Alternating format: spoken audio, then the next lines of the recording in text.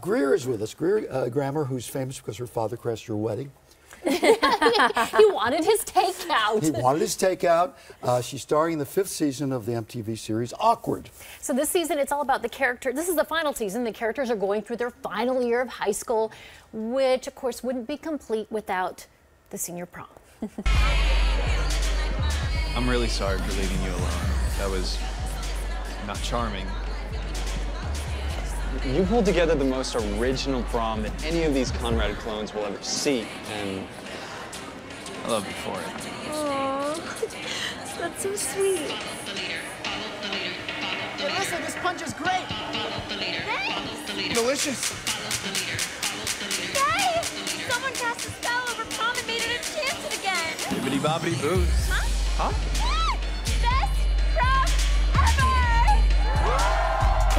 Ever!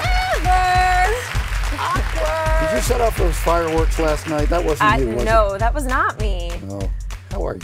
I'm good. How are you? Miss Golden Globe. That's Yes. Still technically, I guess I am the reigning Miss Golden Globe if we treat it like a pageant. No, I guess it is. Year. I think we should. Are you surprised, by the way, how much publicity you got out of that?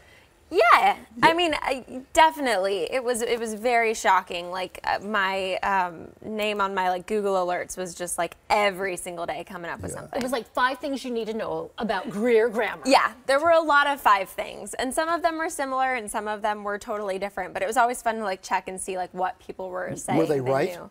Accurate? A lot of them, yeah. What was the weirdest thing that was said about you? The 5 things. Oh well. It's not the weirdest thing that was said about me, technically, but my boyfriend, his name's Cody, but his college nickname was Dankrim, because his last name's Ankrim, and some article came up with Miss Golden Globe's boyfriend, Dan Krim, and all of our friends kind of lost it, because that's not his name, but everyone was like, Dan, so now he's always called Dan. They've changed his name. That's it. You were named for an actress who was very famous in the 1940s, named Greer Garson, right? 1930s and 1940s. And why did your dad crash the wedding?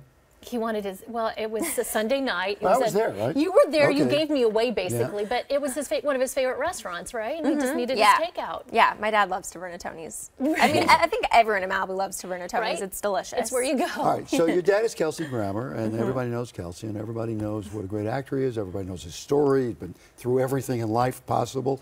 You've seen it all. You've been part of it all. And yet you chose to go ahead in this profession.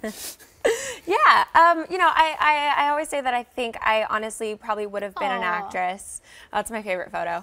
I think I would have been an actress even if my dad wasn't who he was or did what he did, because I was just a little kid who was always playing pretend and dressing up and creating skits. And when I played Barbies, I made movies, and I just kind of loved it. So it was just natural for me to go into it regardless. Did you when you played the Barbies, did you do all the voices? Yeah. Oh, yeah. Everybody had different voices, And you specifically changed Ken and Barbie. How was your Ken voice? Oh, as a kid? Yeah. I don't know. I mean, it was deeper. It was probably hi, Barbie. You have a half-sister who's also Spencer, right? Yes. And you guys have to go up against the same parts, or how does that work? Is there competition amongst the Grammer sisters? Not really. More lately, because now that I've been getting older, so before I was going in for all high school roles, and she was mainly going in for college roles, so we weren't really competing. There's been a couple parts where we've gone in for similar things, but it's not too competitive. What about working with Dad? Has that happened, or will it happen? It has not happened yet. I hope it'll happen. I would really love to work with my dad. I mean, as we said, he's so talented, and I think that just as an actress, I'd love to get to work with him. Yeah. Now, you're on Awkward.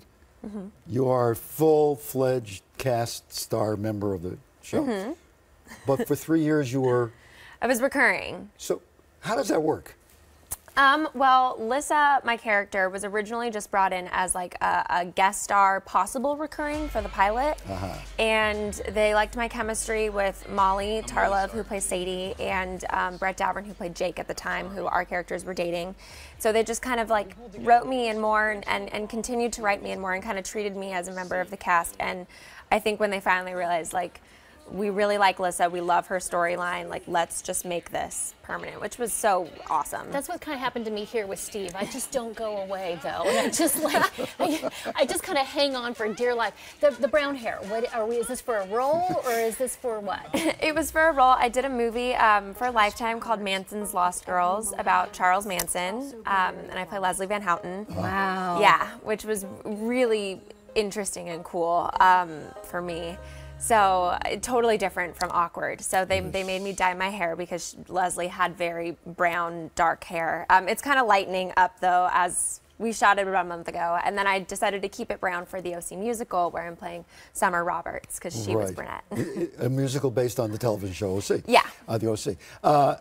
In the Manson thing, do you take this as an acting role, or are you concerned with historical accuracy? Leslie Van Houten, you can check her out every moment if you want. You know what she looks like, you know what she sounds like. How did you handle that?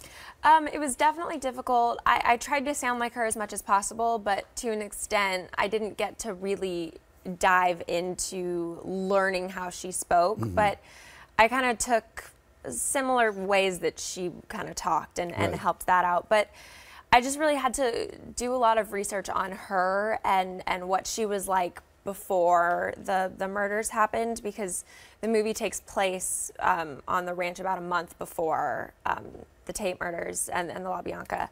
And so it was definitely just learning about who she was in high school and when she first got to the family, and kind of playing true to that as opposed to playing this crazy maniacal person. Yeah, she wasn't that. There's always a person, you know, you always want to get to the person.